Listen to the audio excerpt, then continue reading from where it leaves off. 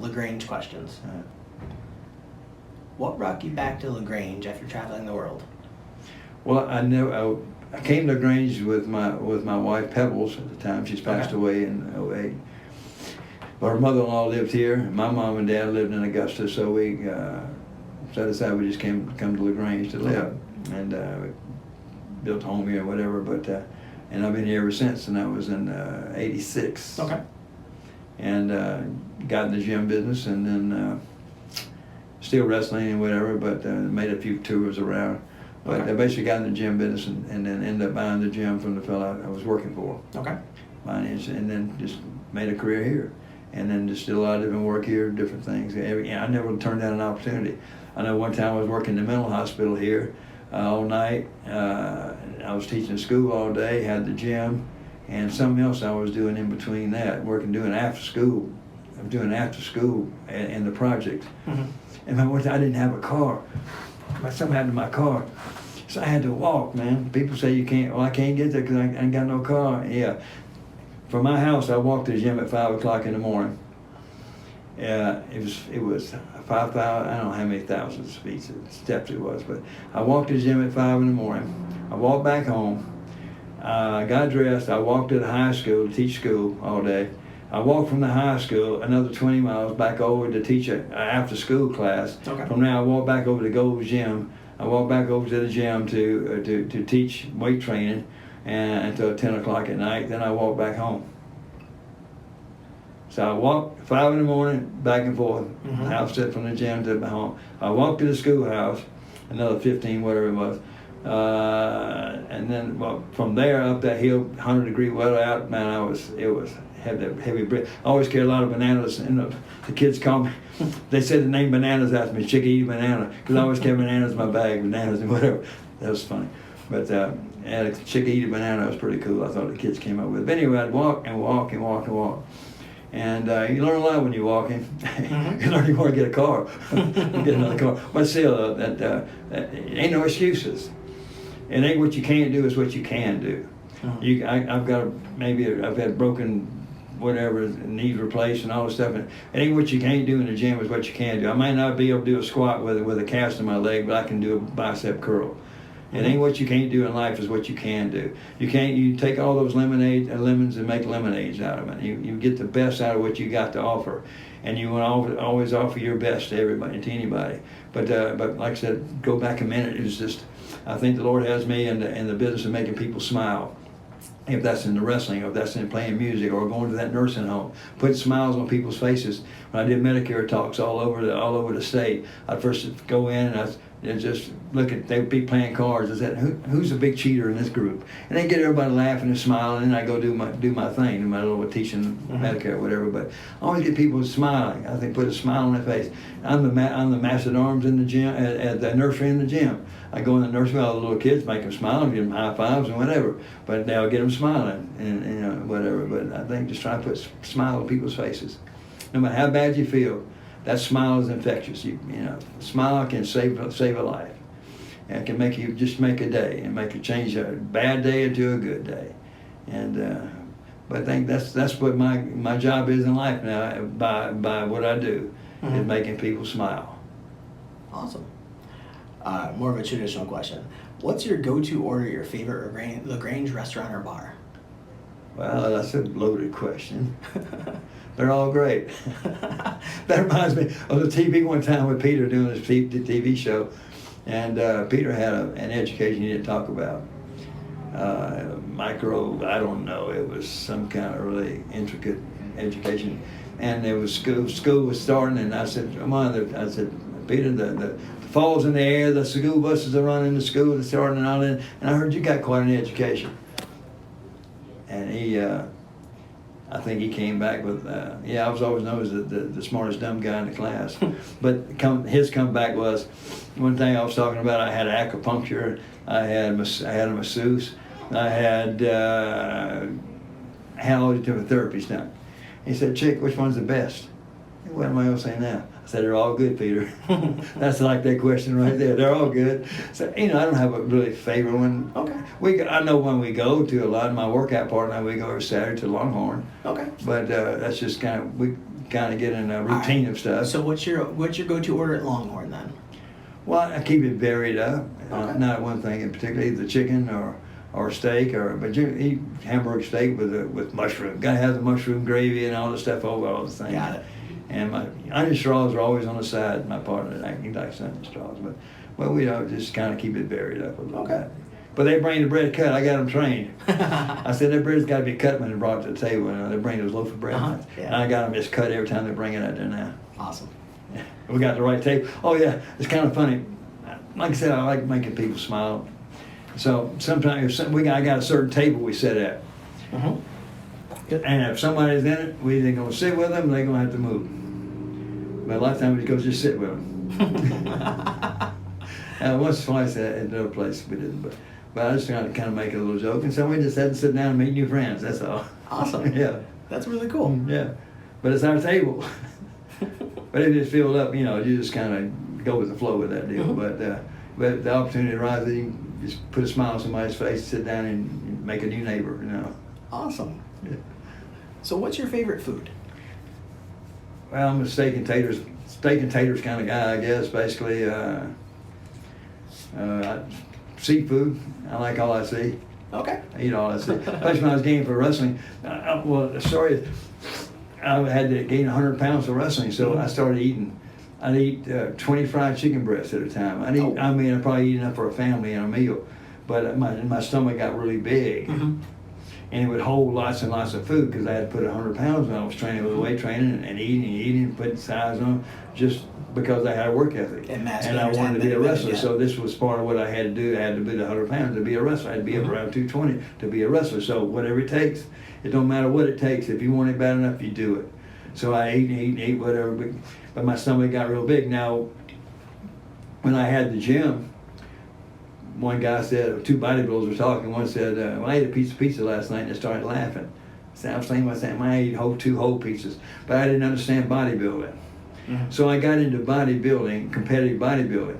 So my stomach shrank down to where you eat maybe 6 or 8 meals a day, but it's real small meals every couple hours. So all that metabolizes. It doesn't store any fat. And then you watch everything, maybe 1,500 calories, whatever. You watch those diet things. The bodybuilding's all about diet anyway. But then I got a new understanding of how to get it and how to bring it down. But the stomach just shrank down. But the first time I came to town at the steakhouse, they gave me a plate. What's a plate? Took the tray. I put the whole food all over the tray because I just ate that kind of. But anyway, I learned how to reprogram. You have to reprogram your mind. Ain't a rehab in the world can get you off drugs until you reprogram your mind. Till you make that decision. You want to be forgiven and you want to forgive all those folks you hurt. And make your mind up. I'm going to get off, and just don't do it. It's tough, but the way you do that is surround yourself with good people. You can't go back to the old dogs. You're gonna get fleas again. You got to reassociate yourself if you're gonna do that. Same way as I did. I reassociated myself people who worked out every day. And people who did, and who now how, and I asked, and they told me how, and I did the work, and we accomplished the goals. I got tons of trophies.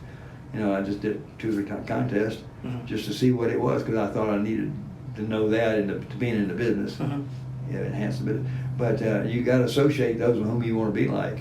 Got it. Because you're gonna become like them. All your kids don't, like I said, if you lay down with dogs, you're gonna get fleas. You're gonna associate with good folks, with successful people. I was reading some underneath people, I call them, think all these people are so snobbish. No, they ain't snobbish, they're just educated. They want to hang in their education groups. They don't become uneducated. They want to stay educated. And people think they're snobs and they're on the hill and whatever. No, they aren't. They just want to maintain their in their same group. Because like I said, you become like those whom you associate. I don't care. It's going to rub off. Yeah, it'll rub off every time. It may take some time with some people, but it does. It rubs off. Guarantee you. So kids always associate with good folks, and it's out of the jump. Associate with the positive stuff, not the negative stuff. Got it. All right. Favorite cocktail? I don't drink, so I don't have Okay. a cocktail. Maybe a protein drink. Favorite flavor? Chocolate, of course. Got to be chocolate. I put chocolate ice cream. Well, I put a bunch of raw eggs, and I put all kind of stuff in it. But I even put a ice cream sandwich. Well, I put anything I find in the house and a protein drink. But you know, whatever. But I like chocolate. Okay. Can you tell me about your time as a Wrestle Reader at West Point Elementary? Oh, Wrestle Reader. Okay. That was asked by Jake Mathews. Yeah, Mr. I'm not sure if he was a kid during that time. No. I don't know. I can't think of his name. Just a phenomenal educator. He got on top of the school building one time just to get the kids to read, whatever the deal was. But he came to me at the gym and wanted me to have a match with him. But he built as a Wrestle Reader. But the kids read so many hours, thousands of hours, that then we had a match. Me and Mr. I don't know why I can't think of his name. But he set up a ring and everything. We had a 6 months program we built. Oh, okay. In and out of the limousine with the kids in the field and talking, boom, boom, boom, boom, just all the high spots and stuff, and we built that match. And then we had the match. In fact, I did it twice at school with him, and then I did it with Mr. Brooks at Cannon Street, and I broke his ribs in the match. I think. Oh, it was like the kids were crying, smashing him in the walls. I was having a big time. Boom, I threw him over the top rope. Bang, bam, the kids were crying. In fact, the kids now, they're grown now. Kind of, I remember you wrestled Mr. Brooks at Cannon Street School. Well, yeah, this is a grown man. He actually asked me about it. Yeah. He asked me on Instagram last night. He told me to ask you about it. He might have been one of the kids at the school. I think he was. He probably was at Cannon Street, or maybe it's West Point. Yeah, it was pretty cool. But those educators, now, I learned a lot from them. I mean, they went the ultimate mile. I don't know if that's the ultimate mile, but that's a big mile to get in the ring if somebody's going to beat them up to try to get the kids to read. That's an educator for you. Can you explain to me what it was? I was just called Wrestle Reader because the whole point was to get the kids to read 4,000 hours or whatever it was. Okay. So I was called Wrestle Reader. And I was a wrestler and wrestling the principal of the school to get the kids to read. Like I said, I broke Mr. Brooks' ribs in that match. Okay. Smashed him in the wall, and the kids were crying. Oh, that's their man. I was beating him up bad. But at the end, I always took a bump, had him on top of me, and all the kids in all trying to come pile on top of me. Yeah. In the ring at the end. That was always the finish. The kids always won. The kids always cool. beat me up the end.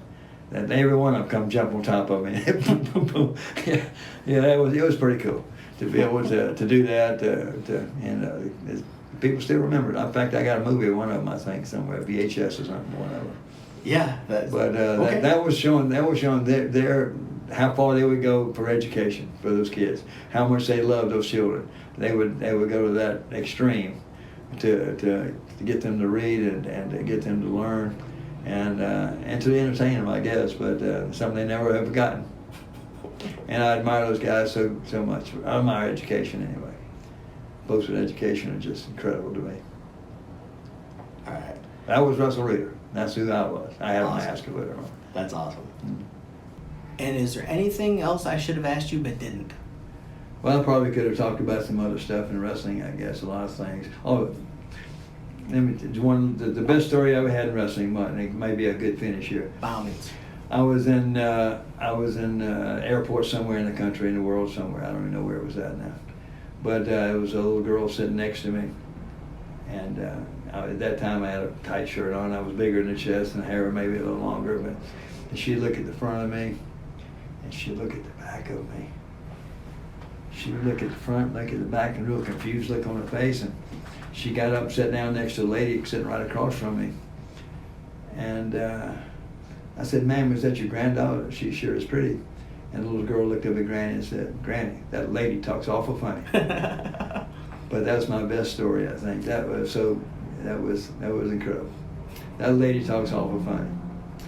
When I go in the nursery now, I don't know if they can tell what gender I am. They just know I'm a character that they'll probably never forget. Coming in and doing high fives with them and making them shut up, sit down, and behave themselves.